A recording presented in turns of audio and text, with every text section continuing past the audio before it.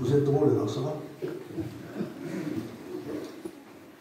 Vous souriez, hein, si des fois je dis un mot qui ne vous plaît pas. C'est parce que si je dis un mot des fois qui ne vous plaît pas, c'est parce que vous n'êtes pas encore à la hauteur d'écouter. Mais si vous écoutez et que vous aimez le Seigneur, alors c'est bon. D'accord? Bon. Alors je vais faire une lecture dans 1 Corinthiens. Je vais vous parler de ces choses. 1 Corinthiens au chapitre 1er, verset 18. On va le lire ensemble. Il est écrit ceci. Car la prédication de la croix est une folie pour ceux qui périssent, mais pour nous qui sommes sauvés, elle est une puissance de Dieu. Voulez-vous que je relise 1 Corinthiens, chapitre 1er, verset 18. Car la prédication de la croix est une folie pour ceux qui périssent, mais pour nous, là, qui sommes sauvés, elle est une puissance de Dieu. Amen. Amen. Voilà, je vais demander à Vincent, ça semble. Ouais. Je vais demander à Vincent de se lever. Seigneur, nous voulons te remercier. Tu nous as sauvés, tu nous as tirés de ce monde, Seigneur, tu nous as appelés à t'allumer. Nous voulons réaliser, Seigneur, ce que tu as fait de nous, Seigneur. Que nous sommes poussière de la terre, Seigneur. Nous sommes ici, c'est par grâce, Seigneur, c'est par ton amour. Nous avons besoin, Seigneur, que tu intercèdes auprès du Père, Seigneur, pour que cette réunion, Seigneur, que soit ta volonté, Seigneur, au niveau de ta parole. Prions, Seigneur, que tout ce qui est de l'homme puisse s'effacer, Seigneur, et qu'à travers ton serviteur, tu puisses manifester ta pensée, Seigneur. Demandons, Seigneur, que nos cœurs sois réceptif, Seigneur, pour accueillir ta parole qui est capable de créer la vie, Seigneur. Nous laissons tout entre tes mains, Seigneur. Conduis ces moments. Chaque parole, Seigneur, donne la force nécessaire à ton serviteur, Seigneur. Que ton nom soit sanctifié. Amen. Amen. Voilà, je voudrais vous dire quelque chose, pas en introduction, parce que le message est un peu, je ne vais pas dire drôle, ce n'est pas des mots qu'on dit. Mais voilà, c'est pour les enfants. Si vous êtes trop homme ou trop femme, ben vous ne pouvez pas rester là. C'est-à-dire que si vous avez une connaissance qui est plus grande que tout, qui surpasse tous les autres, ce n'est pas votre place. Ici, c'est la place de moi, des frères qui ont besoin d'apprendre. Je pense que vous avez besoin d'apprendre. Je suis libre et vous parce que je parle librement, je parle simple. C'est pour faire comprendre. Il y en a qui rentrent dans la réunion et connaissent tout. Mais moi, je ne connais pas tout. Ça fait 43 ans exactement que je prêche et je suis loin de tout connaître. Alors, on va... C'est bizarre, ça se met. Non, mais au mieux qu'on peut faire. Mieux qu'on peut faire. Non, parce qu'il y a un autre empire. Non, mais je sais pas, il va faire de l'humour. Ça tombe sur moi, c'est un piège. Non, c'est de l'humour. Je voudrais parler de choses qui peuvent vous étonner, mais que les enfants, s'ils seraient des enfants ici, ils aimeraient que je parle de ça. Je vais vous parler de choses folles. La prédication de la croix est une folie. Mais il y a plus fou que ça.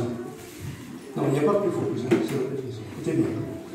Quand je regardais dans la Bible encore, j'ai eu le grand Abraham faire des choses qui paraissaient une folie. Il offre son fils. C'est une folie. Je me suis dit, Seigneur, c'est pas possible qu'un homme puisse donner son fils comme ça.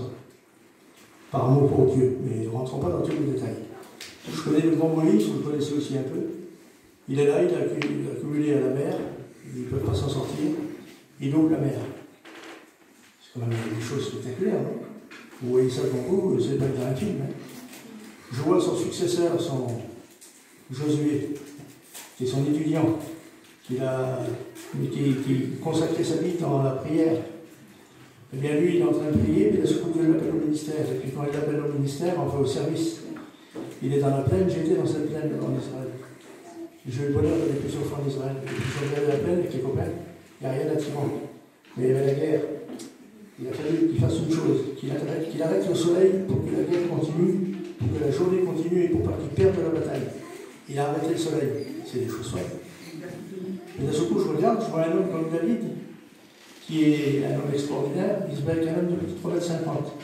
Si vous êtes à quelques centimètres près, ben vous calculez, puis vous direz la note aussi. Plus de 3 mètres, quoi, alors 3,50 m. Et puis il se bat avec cet homme-là, c'est un homme aussi, David, qui est vaillant. Et puis ce qu'il y a, c'est qu'il va vaincre l'ennemi. Il va le mettre à terre. Pourquoi? C'est des choses folles. Il y a plein de choses comme ça. Et puis je regardais la Bible, il y a plus fou que ça. Plus fou. C'est que Dieu va se servir du monde animal. Voulez-vous qu'on en parle ce matin? Vous savez pourquoi je bois? Vous savez pourquoi? Vous voulez savoir pourquoi? Parce que j'ai soif. Vous êtes détendus. J'aime bien que les gens m'accompagnent dans la prédication, parce que ça ne se voit pas, mais malgré tout, on a toujours une crainte. On a toujours une crainte. On a toujours un peu peur. Pas peur de cabosser les mots, parce que vous, comme moi, je vous écoute chanter, je vous écoute prêcher aussi. Vous cabossez pas mal. Et moi, je vois aussi. On cabosse un peu les mots. Mais on ne cabosse pas la parole de Dieu. On l'aime. Et vous l'aimez aussi. Et puis ce qu'il y a d'extraordinaire, c'est que des fois, on a quand même une crainte parce qu'on ne veut pas blesser quelqu'un.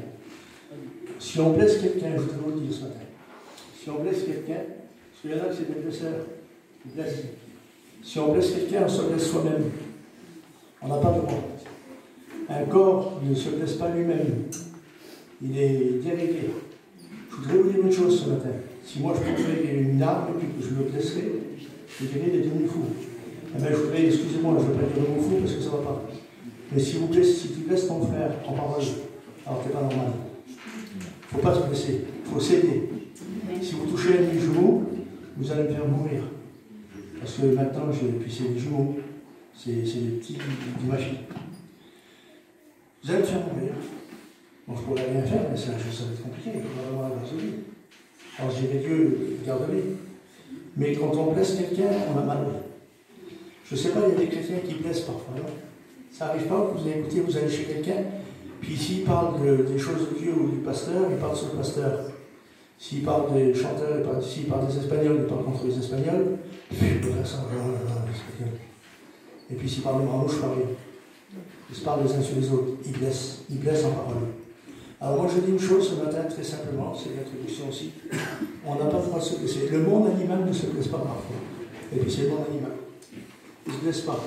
Ils font des choses, mais ils ne se blessent pas.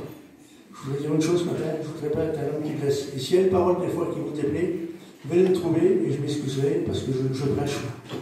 Je calme pas trop. N'essayez pas de dire des beaux mots pour attirer votre attention trop. Et puis de dire, t'as vu comment il parle, Georges? Je parle comme un autre. Je parle pas, je ne suis pas différent des autres. Et puis ça fait des années que je prêche et je ne suis pas différent. Je veux bénir ce jour, je veux que la parole de Dieu bénisse. D'accord? Alors si vous trouvez un mot un peu bizarre, traversez-vous pas. Je suis qu'un homme, c'est pour ça qu'il y a des mots bizarres.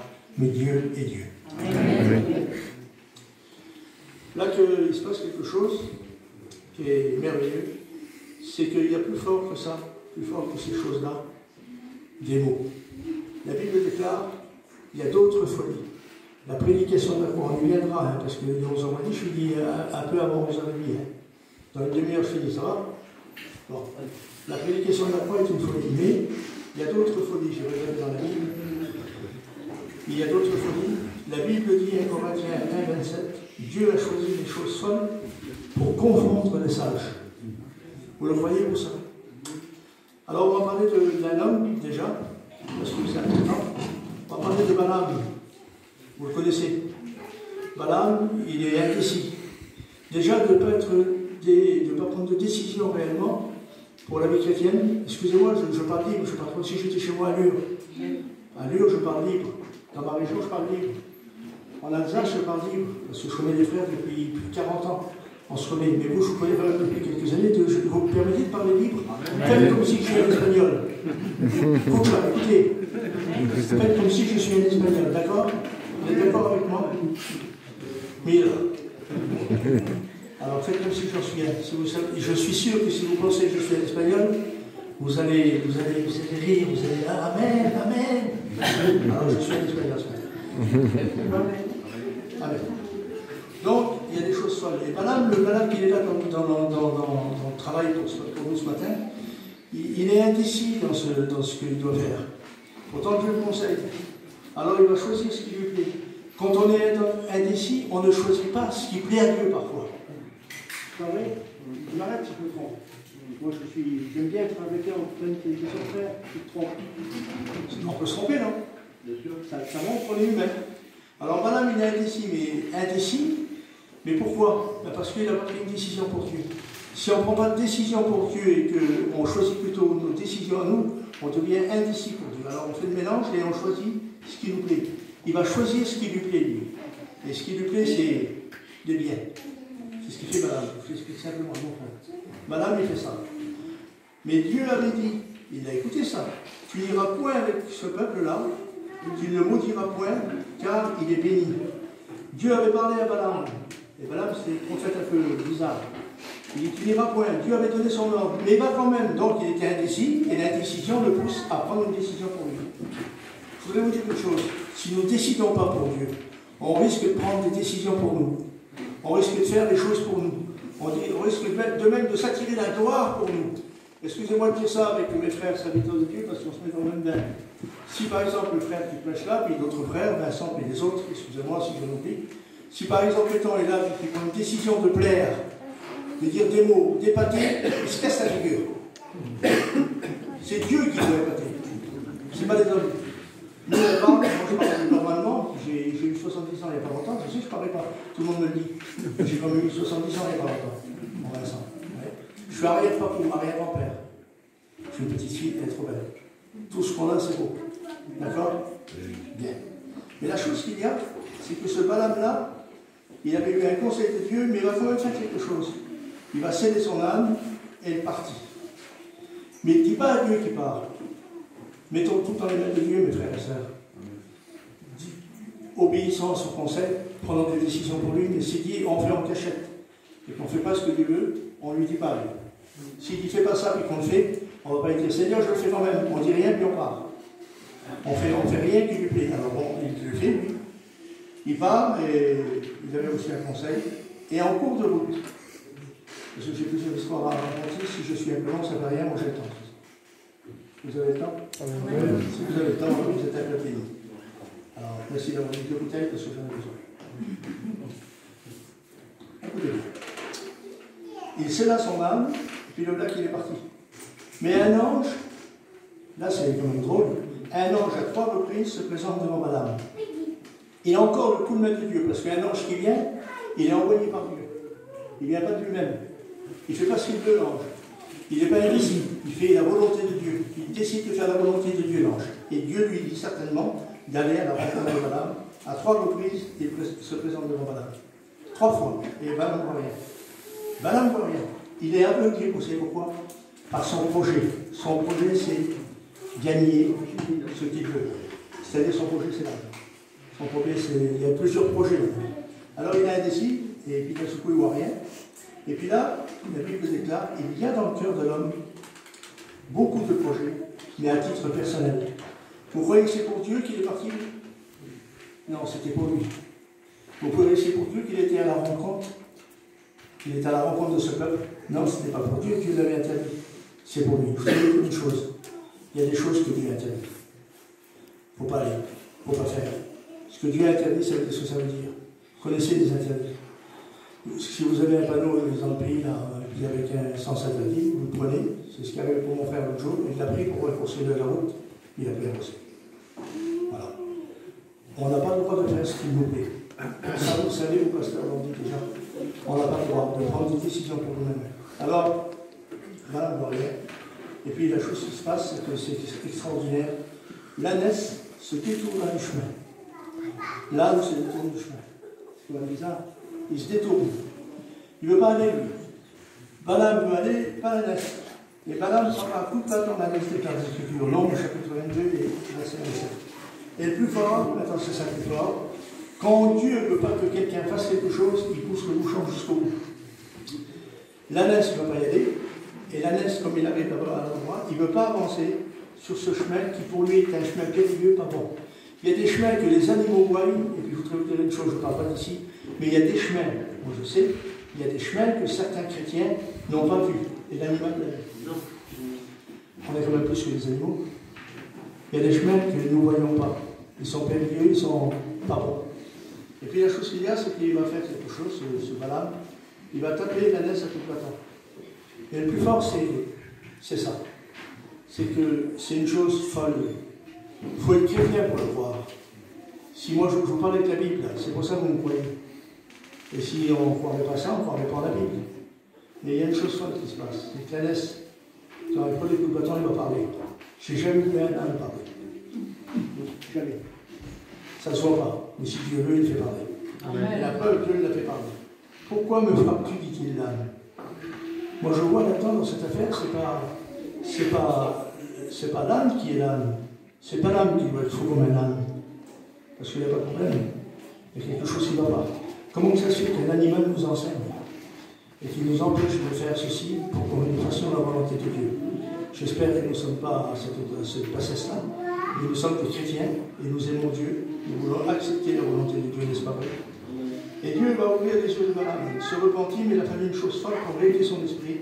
Recommande-toi à Dieu, déclare les Écritures, c'est le psaume qui le déclare, et tes projets réussiront. Ça va jusque-là? On ne vous embête pas? Si vous dites Amen, si vous dites la vérité, ça ne me saoule pas. Chantez bien, quand on chante en espagnol, bougez même bien. Mais un Amen, je comprends. De toute façon, vous allez chanter, là vous m'avez parlé dessus. Alors, on dit Amen, ça fait descendre la page. Dieu va montrer maintenant une autre chose.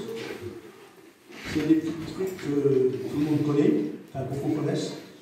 J'ai été dans ce restaurant-là. C'est juste au-dessus du Carmel. Enfin, en dessous du Carmel, dans la plaine de Gisèle.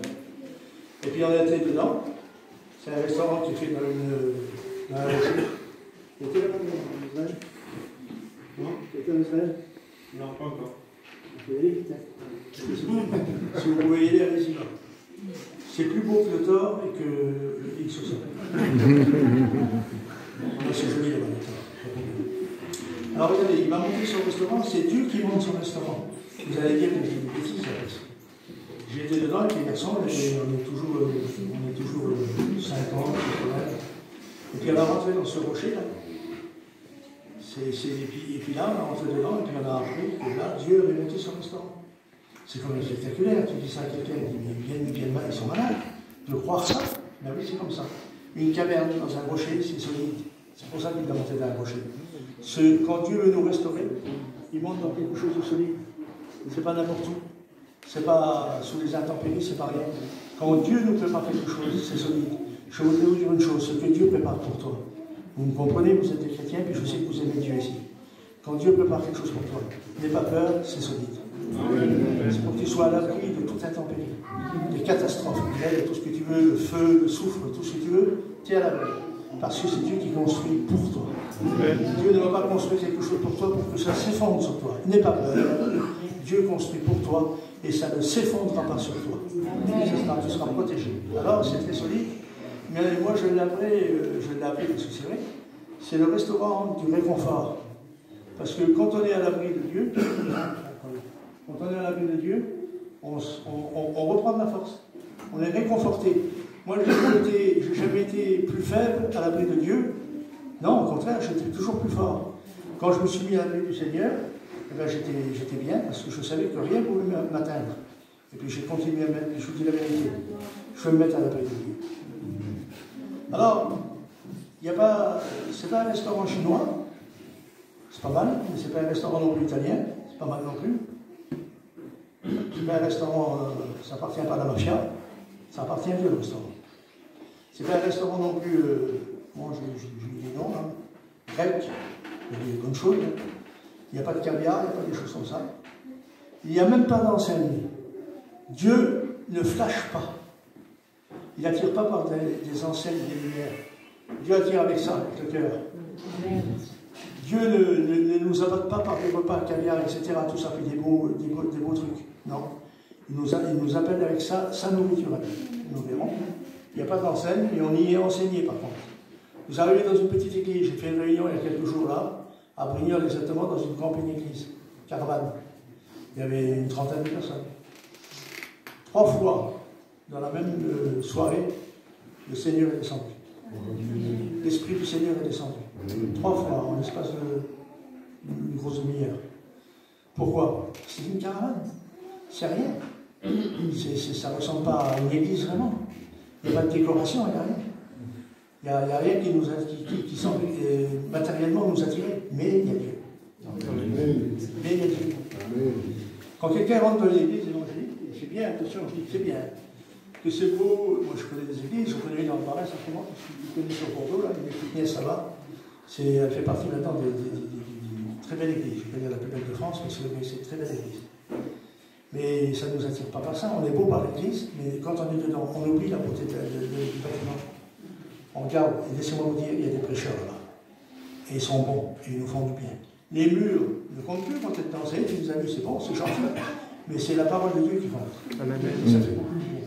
Alors, on est enseigné dans cette dans cette caverne-là, si vous voulez. Il n'y a aucune étoile sur le guide Michelin. Mais dans cet endroit-là, il y avait la parole de Dieu. Il y avait Dieu lui-même. C'était son restaurant. Et je voudrais vous dire une chose. C'est l'étoile du matin qui est présente ce matin ici. Il s'appelle Jésus. Je ne sais pas, je ne vais pas vous demander pardon, c'est pareil chez nous. On n'a pas les églises les plus belles de France. On a des églises tout court, des bâtiments. Ça ne flash pas. Il n'y a pas d'enseigne devant. Je n'ai pas vu d'enseigne, je n'ai pas vu d'enseigne, des meilleurs repas, des ceci, des cela. Je n'ai pas vu de choses comme ça. Mais il y a quand même Dieu ici. Et c'est meilleur. Je me tends être à la table de Dieu qu'à la table du monde. Je me tends au restaurant de Dieu, à sa nourriture à lui, qu'à la nourriture du monde. Et il dit, je suis l'étoile du matin. Et vous savez ce que c'est son enseignement? Vous le savez bien sûr. C'est son enseignement à lui dans ce restaurant. Que celui qui est saint se sanctifie encore. Vous avez de la sainteté? Certainement. Hein. Nous sommes ce que nous sommes, mais nous avons un niveau de sainteté. Mais que la Bible dit que nous nous sanctifions encore. Que nous puissions nous mettre à part encore. Pourquoi? T'en as assez toi pour toi-même? Oui, mais ton frère en a plein, ça va rigoler là-dessus. Quand on va au restaurant, si on y va tout seul tous les soirs en cachette, alors je vais vous dire un mot, je peux vous déplaire. Ah ben, c'est pas pour nous. Et si on y va tout seul toujours, tiens, tu vas où? Ah, je vais là. Puis tu vas te mettre un petit restaurant, tu manges des sols de scie, des homards et tout ce que tu veux. Tu n'habites pas ton copain, t'es un avare. Si tu vas tout seul, t'es un avare, c'est bien. Mais il ne faut pas être un avare, il faut dire bien frère, on va à la maison de Dieu. Il y a de la bonne nourriture. C'est pas vrai? Et là, on n'est pas des avares. On est des hommes et des femmes de Dieu qui aiment Dieu et qui veulent nourrir les autres de la parole de Dieu. Amen. Et ce sanctifier encore, c'est qu'il faut surveiller donc sa nourriture spirituelle. Surveillons de quoi nous vivons, mes frères et sœurs. Notre nourriture spirituelle est importante. Je le crois dans mon cœur. Élie, il avait eu des problèmes, il a faim, il est fatigué, c'est ce qui se passe dans la parole de Dieu. Et il est là, il est venu là. Il est fatigué. Une femme lui a fait peur. Vous savez pourquoi? Elle avait de la langue. Elle aurait pu avoir une langue tranquille. Non, elle avait de la langue, elle s'en servait pour faire mal. Elle aurait pu. Ça arrive une femme qui a de la langue. Qui a de la langue pour siffler, pour, je sais pas moi, pour chanter, pour prier. C'est utile une langue.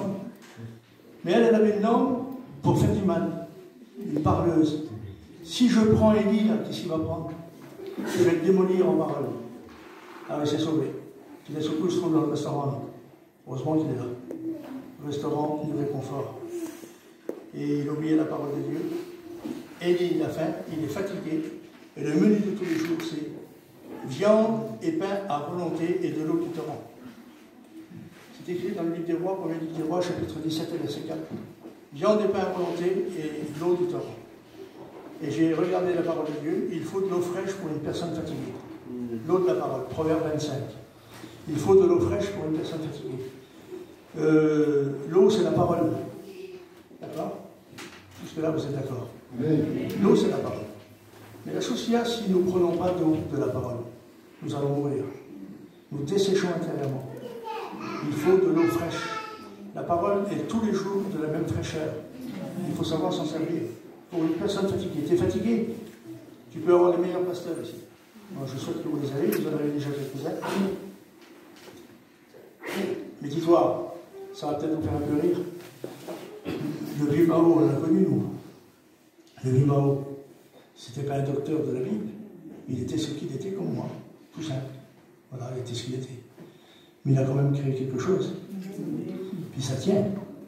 Il y a une suite. Ça marche. Donc ce qu'on fait les autres, ça marche. parce qu'ils sans trop connaître toutes les Écritures, ils ne parlaient pas grec, pas hébreu, comme moi non plus. Mais ça marche, pourquoi? Parce qu'on parle de la Bible. Il faut se servir des Écritures. C'est une eau fraîche. Mais il y a un problème. Le problème, je vais passer vite comme ça, parce que ça va pas aller. Le problème, c'est que Dieu choisit les choses seules. Vous savez pourquoi? Déjà, le rocher, c'est déjà dur à comprendre. Mais il n'y a pas de serviteur, de serveur. Ça n'existe pas. Il n'y en a pas. Alors Dieu, qu'est-ce qu'il fait? Il faut qu'il trouve des serveurs. Des petits serveurs pour servir ceux qui viennent dans le restaurant. Vous savez ce qu'il choisit? Il choisit les corbeaux. Vous ne le croyez pas, hein? Si vous le croyez, parce que ça vient de Dieu. Il va choisir des corbeaux pour servir dans son restaurant. Alors moi, je pensais une chose, c'est qu'il aurait pu choisir des colombes. Les colombes, c'est blanc, c'est pur, c'est beau. Hein? Ça symbolise la pureté, non? C'est joli, des colombes. Il n'y a pas de fiel, il n'y a pas de méchanceté. Mais il choisit des corbeaux noirs, comme ça. Tristes. Puis avec le bec un peu destructif. Il choisit ça pour servir dans son restaurant. Vous allez dire, mais c'est pas possible, genre c'est une bluffe. Ben, ça paraît bluffé, mais c'est la vérité. Il choisit des charognards pour servir dans son restaurant. Je voudrais vous dire une chose ce matin. Chez nous, comme chez vous, il y en a qui ne ressemblent pas à des colombes. Et on les regarde un peu de côté, comme ça. Un corbeau, ça vient sur toi, ça fait peur. Une colombe, elle est sur toi, tu fais ça. Vrai ou faux? Une colombe, elle vient, elle va se poser sur ton épaule. Tu ne bouges plus l'épaule, parce qu'elle va se poser sur toi. Mais si c'est un corbeau, tu sautes en l'air. Un jour, il y avait un frère, c'est pas un frère, il y avait un corbeau attaché après le médecin camping. Il était, t'aurais dit qu'il était, enfin, ça était énorme. Ça faisait des années qu'il avait. Je passe à côté du camping, mon frère. J'ai des fois, j'ai pas mis blanc quand un chien sortait, quand un chien courait. Quand le corbeau m'a sauté dessus, j'ai mis tout blanc, j'ai eu des frissons partout. Un charognard, un méchant. Mais si c'est une colombe, je fais ça, je laisse poser sur mon épaule après. Parce que c'est doux une colombe, c'est gentil, non? C'est la douceur. Eh bien, je vous donne une chose, si tu vois quelqu'un un jour qui ressemble à un corbeau, un charognard, accepte-le dans ta maison. N'accepte pas que la colombe. Ne choisis pas seulement que le beau raclot, le beau garçon. On va lui et sa femme. Tu veux du café, ma soeur? Ici, un homme, c'est tu offres déjà à ta femme, à ton mari, puis après lui, il fasse en dernier. Non, il faut. Ben oui, il ne faut pas gâter celui qui est beau seulement. Il ne faut pas gâter seulement qu'il y ait l'homme de Dieu qui arrive, qui va arriver de Paris ou de Marseille, je ne sais pas où, puis qu'il arrive, il faut faire ce qu'il faut faire. Il ne faut pas non plus tomber à genoux comme des malades. Il faut choisir alors s'il a son petit ouvrier avec lui, s'il a son petit étudiant qui ne ressemble pas à grand-chose, qui est tout noir, un petit manouche, comme ça, tout noir du pays de là de chez nous. Reçois-le pareil. Ne choisissons pas dans nos idées à nous. Choisissons des hommes aussi qui aiment Dieu. Par la grâce de Dieu. Et Dieu, c'est bien là chez nous. Des hommes qui aiment Dieu. Alors, choisissez les choses folles. Son restaurant deviendra alors le plus spectaculaire de tous les temps. Jamais on n'aura parlé d'un restaurant comme ça. Aussi beau que le petit restaurant, le rocher qui est au-dessus du Carmel. Amen. Retenez ça. Ça va? Vous êtes un peu triste? Vous en êtes pas là? Non. Vincent, rigole. Bon, je continue. Je crois que vous vous sentez bien là. Je vais y arriver. Et puis on va encore une chose folle, parce qu'il y a des choses qui sont tellement bizarres. Il y a Jonas aussi. Vous connaissez aussi ça? Jonas, c'est une histoire qui est connue. Hein? Il y a des choses qui m'ont troublé aussi. Son caractère est un peu persistant, désobéissance. Alors, comme il désobéit, il ne veut pas aller là où Dieu veut. On ne va pas rentrer dans tous les détails, il ne veut pas aller à Ninive, il veut aller à Tarsis, commerce, tout ça. C'est toujours ce truc de satisfaire sa chair. Certains ont même négligé le ministère. Pourquoi on va parler des chrétiens seulement? Pourquoi nous parlerions que des chrétiens? Alors, on va dire les chrétiens, c'est eux les mauvais. Il y en a qui ont abandonné, même ils étaient dans le service, ils sont abandonnés à cause de leur désir d'avoir. Et puis Jonas, qui était quand même un prophète, c'était pas Jean-Jolien, hein, c'était un prophète. Et comme c'était un prophète, il a le désir d'avoir. Alors il ne veut pas aller sauver ceux qui sont à Ninive, mais il va aller commercer avec ceux de Tarsis. C'est un peu le mot simple, c'est comme ça. Pourquoi? Pour avoir. C'est malheureux quand même. Alors, bon, il est dans la désobéissance, et puis bon, ça finit qu'il y a une tempête terrible, il se trouve au fond du bateau, il se cache, il a peur, il sait que c'est lui la faute. Puis après, comme tout va couler, alors le chef, le navigateur, il arrive vers lui, il dit « Pourquoi tu restes là ?» Enfin, etc. C'est un petit peu comme ça. Il dit « C'est de ma faute, jetez-moi par-dessus bord. » il comprend maintenant trop tard. Il aurait dû à Ninive. Il comprend maintenant trop tard. Il est jeté par-dessus bord. Mais il accepte d'être jeté pour sauver les autres. Là, c'est un bon point.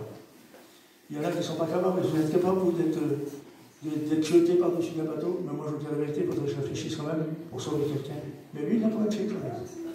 Il a désobéi, mais il a quand même fait. Il a accepté d'être jeté par-dessus le bateau pour sauver les autres. Vous comprenez? Est-ce que nous sommes prêts? Moi, je vous dis la vérité, je ne voudrais pas vous dire faites-le si. Moi, je ne crois pas. Alors, moi, je suis honnête, moi.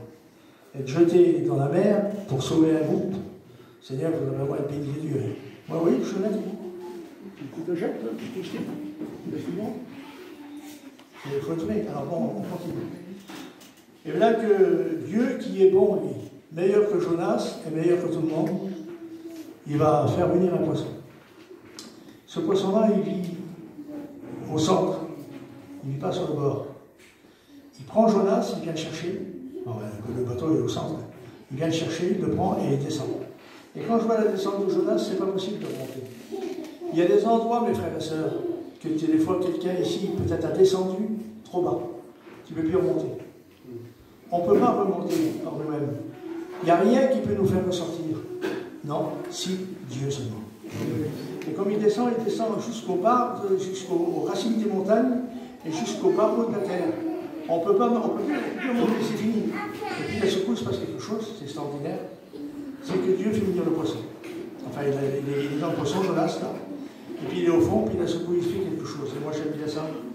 Même qu'il est promené dans les profondeurs, Jonas va prier. Il nous reste des fois quelque chose. On a passé des fois des moments difficiles aussi chez nous. Mais nous avions toujours une chose, la prière. Je ne sais pas si ça a mis un jour dans le ventre du poisson, je sais une chose, ça ne devait pas sentir tellement bon. Vous avez vu quand une femme fait du poisson, si elle fait du poisson dans sa campine, il y a une bagarre pendant 8 jours avec le mari. Parce que ça sent le poisson, c'est pas vrai? Une drôle de bagarre, vous voyez rien, tiens, voilà, j'ai fait du poisson, ça, sauver tout, dès que les invités sont partis, il y a des misères. Le poisson se transforme en lion. Pourquoi? Parce que ça sent pas bon. Et puis là, ce qu'il y a, c'est qu'il est promené là. Et puis il a soufflé à prier. Alors moi, j'ai imaginé quelque chose. Il le dit dans la parole. J'ai invoqué Dieu. Alors Dieu ne va plus regarder le caractère récalcitrant de Jonas. Mais il va voir une petite colombe blessée et étouffée. Vous savez pourquoi? Il n'y a jamais eu Jonas. Ça veut dire colombe. C'est son nom, colombe. Mais là, elle est blessée, la colombe. Elle étouffe. Alors il a prié, bien sûr. Et moi, je m'imagine quelque chose de beau, certainement. C'est que Dieu va certainement faire la... Parce que Dieu, il est entouré de chanteurs, de musiciens, les anges, tout ça, et ils sont là en train de chanter pour sa gloire, et ça fait beaucoup de bruit. C'est un bruit bénissant aussi. Et tout le monde chante pour la gloire de Dieu. Dieu, il est assis sur son trône, à sa droite. Il y a